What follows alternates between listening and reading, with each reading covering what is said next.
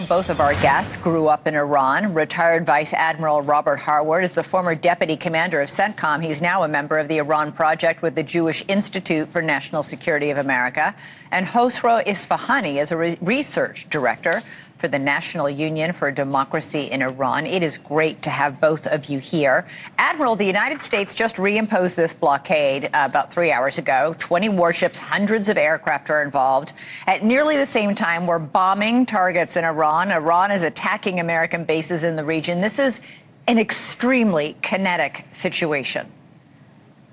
Well deserved, I may add. Look, the Iranians weren't coming through on the negotiations. They were threatening the Gulf. The president made the flow of traffic through the Straits of Hormuz his number one priority. So he's doing everything to enforce that. We're going to shut down their revenue again. And look, they were able to move about 55 million barrels of oil and get some money in their pockets. That gave them some breathing room. So I wholeheartedly support very sound strategy. Blockade, don't let them have any money, and we're going to continue to decimate your military and anything that presents a threat to shipping in the Gulf. So my hat's off to the president. Good move. Admiral, 4 in 5 Americans expect this war to drag on. The vast majority of them do not support it. So far, our bombing hasn't worked to reach an end to the war, a resolution. Our diplomacy hasn't worked to end it.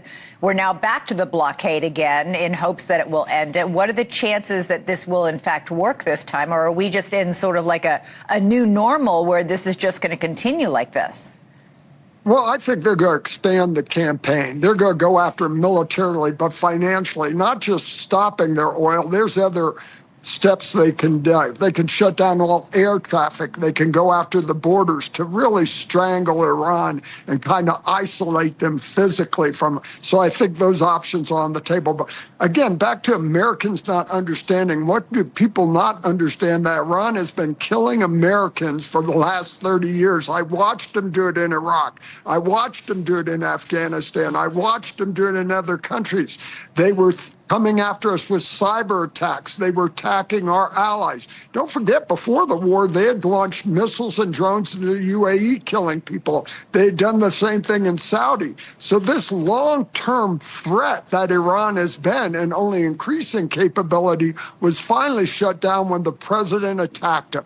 So we're on the right track, and he does need to move to an end state, and that's going to be a government that renounces those policies that have been killing Americans and our allies for years. So this is going to go on, hopefully, till we meet that end state and meet those objectives. Hosro, how do we get to that end state? The current leadership in Iran seems more entrenched than ever. So one thing that President Trump has been repeatedly saying, that he has mowed the first layer of the leadership within the Islamic Republic. He has gone after the second layer. But the third layer is the same.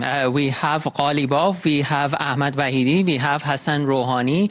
We have the rest of these monsters who have been responsible for killing, maiming, and destroying U.S. individuals and assets around the world over the years. We are dealing with actual terrorists who are responsible for killing Americans, let alone Iranians. Thousands and thousands of Iranians have been killed by these monsters. As long as they are going to take breath, they are going to stabilize the regime. Take out these monsters, hit the regime's arms of oppression, in addition to the military targets that the Admiral rightfully and correctly mentioned, decapitate the regime, disable its ability of oppression and expansion of the periphery of the war beyond the borders of Iran, and also allow Iranians to finish the job. We have been there. We have been fighting this regime for the past 5 decades. Since the inception of this regime, Iranians have been on the streets fighting against the Islamic Republic. It started in 1979. Women took to the streets opposing the imposition of the Sharia law. We have been fighting non-stop. Give us a fighting chance and let us finish the job.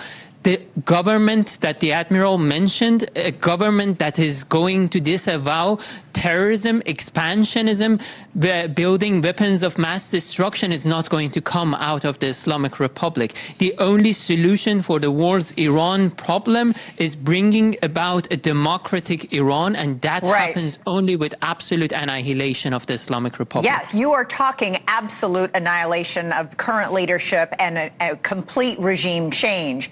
Admiral, you know, as a military man, regime change doesn't happen from the air. We would have to go in on the ground. Well, again, and I'm a fan of that, it's not for necessarily occupation. It may be raids, but I think my shipmate here has recognized that we also have to enable the people of Iran. So I think those, and that's what the big thing here. I believe 60, 70 million Iranians. I think Trump tried that. I mean, Trump tried to do that with the Kurdish rebels, and it didn't work. I mean, it is very difficult to, he tried regime change. Initially, he was talking about regime change. He stopped talking about that several months ago now. But he said, we have accomplished regime change, when Hosfro points out accurately, we just have new versions of the same leadership in charge who are just as brutal and just as murderous as ever. If you're going to accomplish regime change, you can't bomb your way into it, can you? No, but that's one component. And I've lived through the regime change. I was in Iran when it changed last time. And what happened there was the army flipped. Not the IRGC, the army. The IRGC did not exist at that time. And Carter was very adamant he would not support the Shah if he was human rights violation, and that got the army to flip. So in this case, the Artish and others got to be targeted. Well, this takes a whole of government effort to bring together political, military, and economic power to turn this thing. But if we synchronize that and leverage that in a cohesive manner, this is very achievable. Well, that sounds like a much bigger operation than is currently underway. Hosfro, you get the last word, but keep it very tight, please. Very quick. The Iranian people have been in this fight for the past 5 decades. The opposition outside Iran have failed the people inside the country. We need to unite. We need to actually listen to people like the Admiral joining us in this panel, listen to the advice that people like him are providing us, and actually bring the fight to the Islamic Republic and finish the job. I'm tired of watching my nation being butchered again and again. It's time to finish the job. Vice Admiral Robert Harward, Hosfro Isfahani. Rare agreement among my two panelists, but thank you so much. I appreciate it.